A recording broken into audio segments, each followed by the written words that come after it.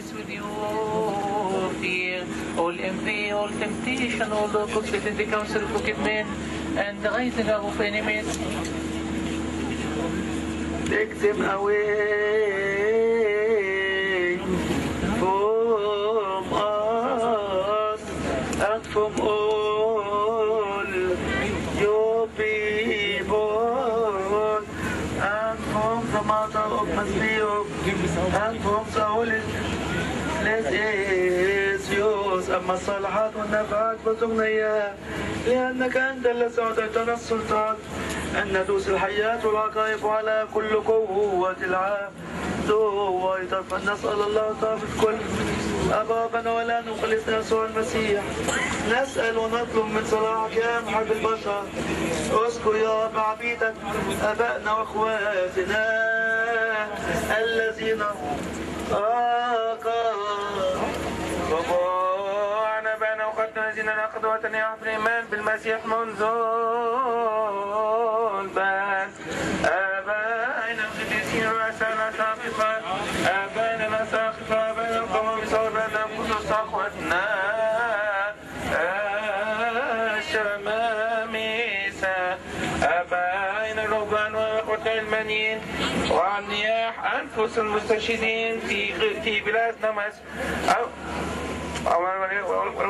واغفر لنا خطايانا يا رب.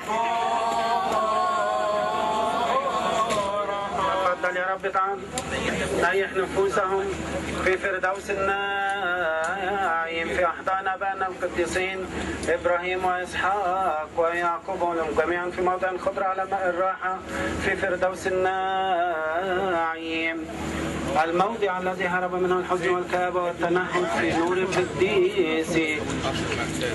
أقم أجسادهم في اليوم الأخير كمواعيدك الحقيقية غير الكاذبة، هب لهم خيرات مواعيدك ما لم تره عين وما لم تسمع به أذن وما لم يخطر على قلب بشر، ما أعددت يا الله لمحب اسمك القدوس، لأنه لا يكون موت لعبيدك بل هو انتقال، وإن كان لحقهم توان أو تفريط وبشر كبشر وقد لبسوا جسدا وسكنوا في هذا العالم يا رب كصالح محب البشر. اللهم تفضل عبيدك المسيحيين الأرثوذكسيين الذين في المسكونة كلها من مشارق الشمس إلى مغاربها ومن الشمال إلى الجنوب، كل واحد باسمه وكل واحد باسمه يا رب نيحهم واغفر لهم، فإنه ليس أحد طامة لو كانت حياته يوما واحد على الأرض.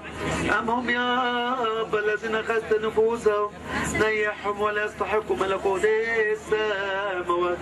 وأما نحن كلنا فهب لنا كمالك مسيحيا نأتيك أمامك، وأعطينا وإيانا نصيبا وميراثا مع كافة القديسين.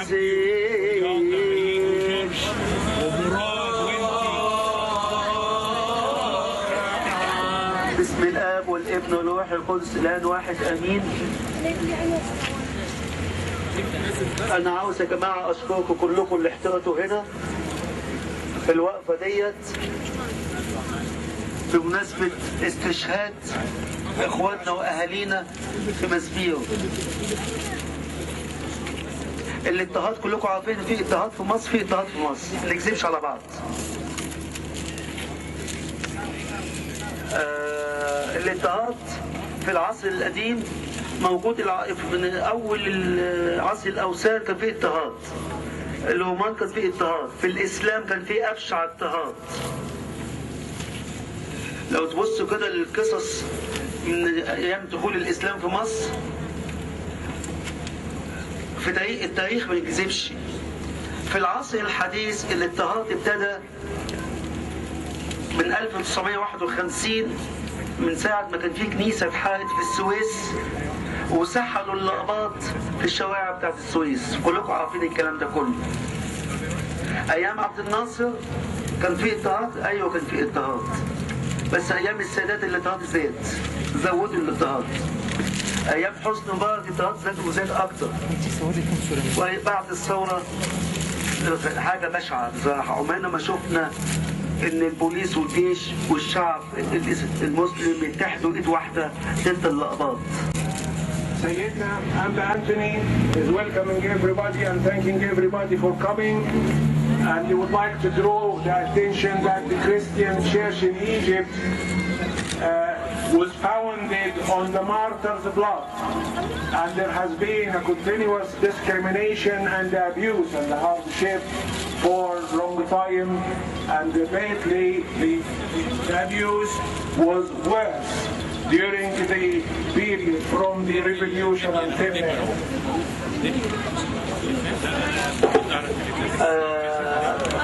أنا مش هتكلم كتير يا جماعة، بس الحادثة دي حادثة بشعة قوي.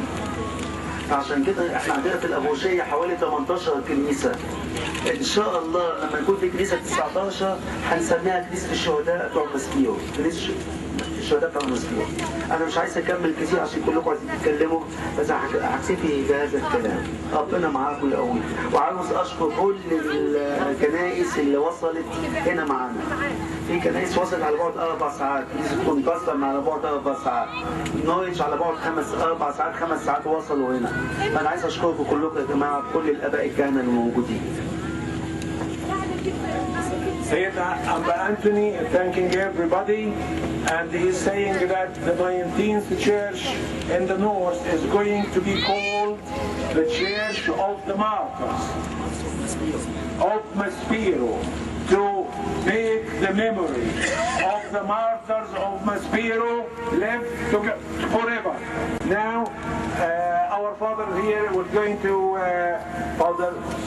Father Sergius, Coptic Orthodox Church is going to say the statement of Amba Anthony in English. Thank you. The Coptic Orthodox Church is the Christian Church of Egypt and is the oldest Christian church in the whole world. The word Copt refers to Christian Egyptian, be it Orthodox, Catholic or Protestant. Since Egypt was converted to Islam by force in the 8th century, Copts have been living under ruthless persecution. This persecution that began centuries ago continues today, the only difference being the use of modern weaponry instead of swords and daggers. In recent years, barbaric attacks on Copts were planned and carried out during the celebrations of Christmas and the New Year. In 2010, while worshippers were leaving the Church of St. George in southern Egypt, Nag Hammadi, after the midnight mass, 3 Muslim terrorists drove by and opened fire from machine guns. 6 Copts, aged between 16 and 29, were killed instantly, and tens of others were seriously injured.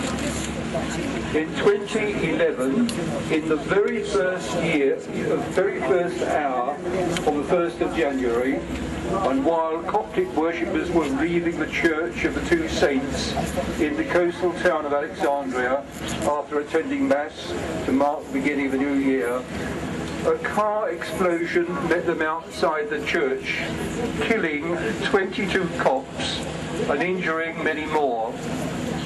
These are but 2 examples from a long list of atrocities.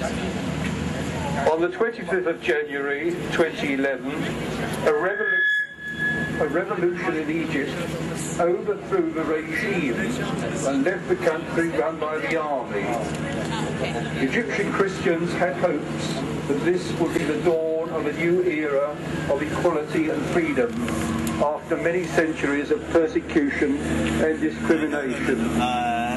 Alas, within a few months their hopes faded away and their dreams were shattered. Since the Egyptian Revolution on the 25th of January 2011, Muslim fanatics and fundamentalists, encouraged and supported by some senior government officials and politicians, set fire to and demolished 3 Coptic Orthodox churches, set fire to many Coptic homes, and killed and made homeless many Copts. On Sunday the 9th of October 2011, Copts went out in a peaceful march to express their protest against the injustice and persecution befalling them. In response, the army and the police used excessive force and attacked the demonstrators with army tanks and live ammunition, resulting in the murder of 35 and the wounding of 320 others, including women and children. In addition, hundreds were arrested and detained. This latest massacre and savage attack on Christians bring to mind the many other massacres when hundreds, indeed thousands of Copts were viciously murdered for no reason other than their religious beliefs, a basic right recognised by all civilised societies and nations.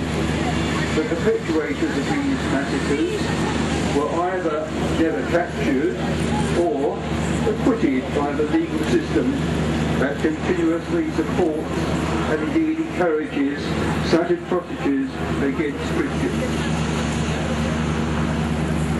Copts have been through a long history of persecution and ethnic and religious discrimination, which is recorded in the reports of the United Nations and many non-governmental and human rights organisations.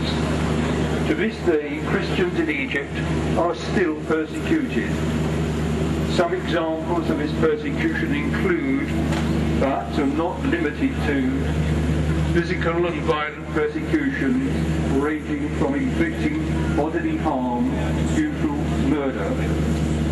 This, the Egyptian form of jihad against the infidels, i.e. Christians, and indeed all non-Muslims. Ethnic cleansing where ethnic cleansing where Muslims drive Christians out of villages and towns by attacking, destroying and setting fire to their homes and businesses. Ongoing kidnapping of young Christian girls and converting them to Islam by force. This is a rapidly growing phenomenon supported by the police. Never has any kidnapper been brought to justice or even arrested. Discrimination against Christians in public and private appointments. They are excluded from certain jobs and positions simply because they are